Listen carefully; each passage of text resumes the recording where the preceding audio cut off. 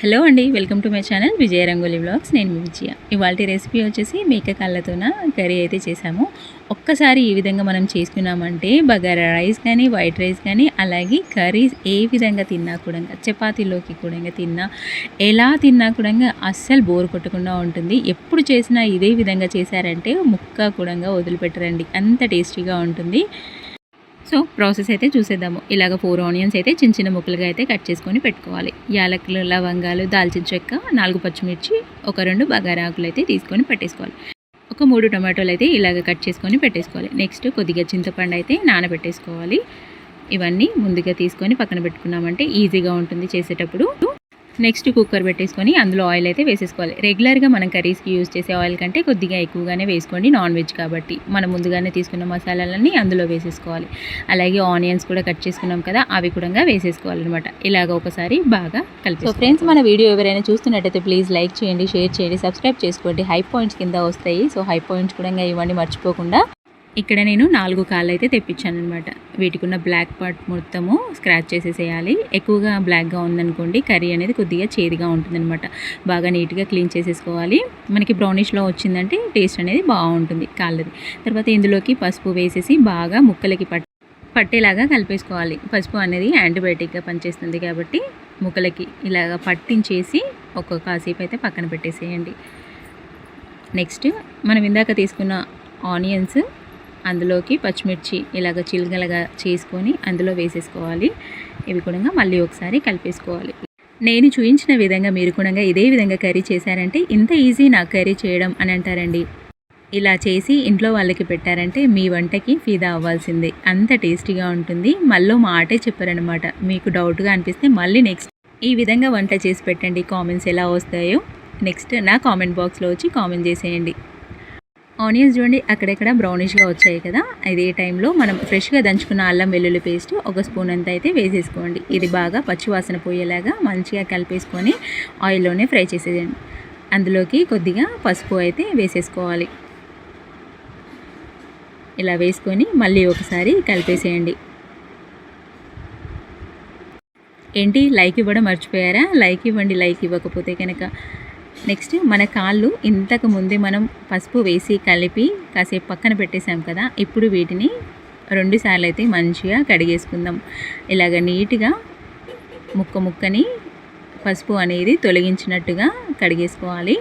ఇలాగ రబ్ చేసుకుంటూ బాగా కడిగేసామంటే స్మెల్ రాకుండా ఉంటుంది, అలాగే క్లీన్గా అవుతాయి అన్నమాట.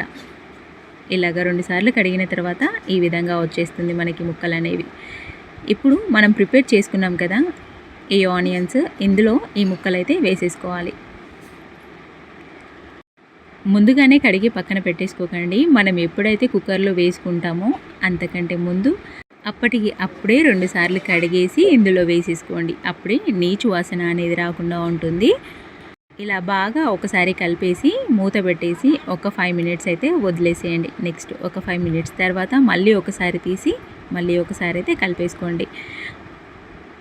ఇలా కలిపేసుకున్న తర్వాత మనం ముందుగానే కట్ చేసుకున్నాం కదా టొమాటోస్, అవి కూడా వేసేసుకోవాలి. టొమాటోస్ ఇక్కడ ఎందుకు వేసుకోవాలి అని మీకు అనిపించవచ్చు, కానీ ఇక్కడ టొమాటోస్ ఇలా యాడ్ చేసుకోవడం వల్ల గ్రేవీ అనేది ఎక్కువగా వస్తుందన్నమాట, థిక్గా ఉంటుంది.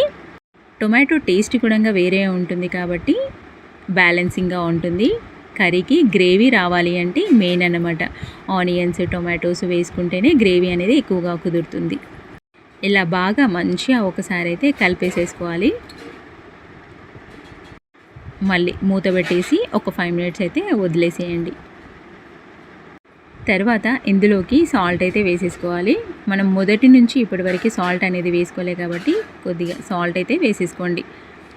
ముక్కలకి కూడా సాల్ట్ అనేది పడితేనే ముక్క టేస్ట్ అనేది ఉంటుందన్నమాట. సో అందుకని ఇప్పుడు సాల్ట్ వేసేసి మళ్ళీ ఒకసారి కలిపేసి మూత పెట్టేసి ఒక 10 మినిట్స్ అయితే ఉడికించండి. ఇప్పుడు చూడండి టొమాటోస్ అయితే బాగా మగ్గిపోయాయి కదా. ఇప్పుడు కారం అనేది మన టేస్ట్కి తగ్గట్టుగా కారం అయితే వేసేసుకోండి. కొంచెం కారం ఎక్కువగానే వేసుకోండి. మనం నెక్స్ట్ పులుపు చింతపండు వేస్తాం కాబట్టి కారం అనేది బ్యాలెన్సింగ్గా ఉంటుందన్నమాట. నాన్ వెజ్లోకి కొద్దిగా ఘాటుగా కారంగా ఉంటేనే టేస్ట్ అనేది బాగుంటుంది. అందుకోసమని కారం కొద్దిగా చూసుకుంటూ వేసుకోండి. ఇలా కొంచెం కారం వేసేసుకొని బాగా కలిపేసుకోవాలి. అలాగని మరీ ఎక్కువగా వేసుకోకండి. రెగ్యులర్గా మనం కర్రీస్కి యూజ్ చేసే కారం కంటే ఇంకొంచెం ఒక్క చిన్న స్పూన్ అంతా కారం అయితే ఎక్స్ట్రా యాడ్ చేసేసుకోండి. ఇలాగా బాగా ముక్కలకి పట్టేలాగా మంచిగా కలిపేసుకోవాలి.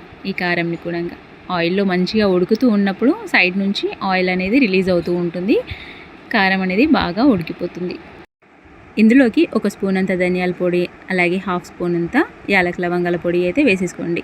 ఇదే స్పూన్తోన ధనియాల పొడి, యాలక లవంగాల పొడి అయితే వేసేసుకొని బాగా మళ్ళీ ఒకసారి అయితే కలిపేసుకోవాలి.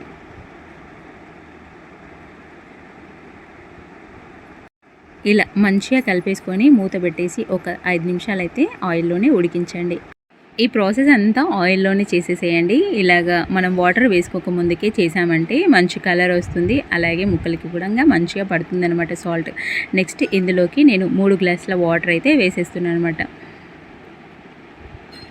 ఇలాగ 2 గ్లాసులు వేసుకొని మళ్ళీ ఒక గ్లాస్ వేసుకొని ఇలాగ ముక్క మునిగేంత వరకు వాటర్ అయితే వేసేసుకోండి. ఇలా వేసేసుకొని మీకు కారము, సాల్ట్ ఏదైనా తగ్గినట్టుగా అనిపిస్తే అదైతే మళ్ళీ వేసేసుకొని మళ్ళీ ఒకసారి అయితే కలిపేసుకోవాలి. ఇలా కలిపేసి మనం ఇప్పుడు విజిల్స్ అయితే పెట్టేసుకోవాలి. ఒక 6 to 7 లేదంటే 7 to 8 విజిల్స్ అయితే పెట్టేసుకోండి. మీకు ముక్క ఉడకలేదు అనుకుంటే ఇంకొక విజిల్ అయినా పెట్టేసుకోండి. నేను 7 విజిల్స్ అయితే పెట్టాను అనమాట. 7 విజిల్స్ వచ్చాక ప్రెషర్ అనేది తీసేసి ఇలాగ మూత తీసి చూసామంటే మనకి ఈ టెక్స్చర్ వస్తుందన్నమాట. కర్రీ అనేది చూడండి ఎంత బాగా కుదిరిందో. ఇలాగా వచ్చేస్తుంది. ఇలా విజిల్స్ పెట్టుకొని తీసుకున్న తర్వాత చింతపండు రసం అనేది వేసేసుకోవాలన్నమాట. ఇలాగ చింతపండు రసం వేసేసి బాగా ఒకసారి కలిపేసి ఒక్క 10 నిమిషాలు మాత్రమే మీడియం ఫ్లేమ్లో పెట్టి ఉడికించాలి. ఎక్కువసేపు ఉడికించామనుకోండి మళ్ళీ ఒగరు వచ్చేస్తుంది అనమాట. కొద్దిగా చేదుగా అనిపిస్తుంది. అలా కాకుండా జస్ట్ ఒక్కసారి ఒక మంట మీద ఉడికితే ఇలాగ మనకి బబుల్స్ వచ్చేలాగా ఉడికితే సరిపోతుంది. నెక్స్ట్ ఇందులోకి ఒక కట్ట కొత్తిమీర అయితే కట్ చేసేసుకొని వేసేసుకోండి. ఇలా వేసేసి మంచిగా ఒకసారి అయితే కలిపేసుకోండి. అంతే అండి, చాలా సింపుల్గా కాళ్ళ కర్రీ అయితే రెడీ అయిపోతుంది. చూడండి ఎంత బాగా కుదిరిందో. మనకి వేడిగా ఉన్నప్పుడు గ్రేవీ ఇలా అనిపిస్తుంది, కానీ గ్రేవీ చల్లారాక చిక్కగా అవుతుంది. ఇంతేనండి, మన కర్రీ అయితే రెడీ అయిపోతుంది. సో మీకు ఎలా అనిపించిందో కింద కామెంట్ చేయండి. థ్యాంక్ యూ అండి వాచ్ చేసినందుకు.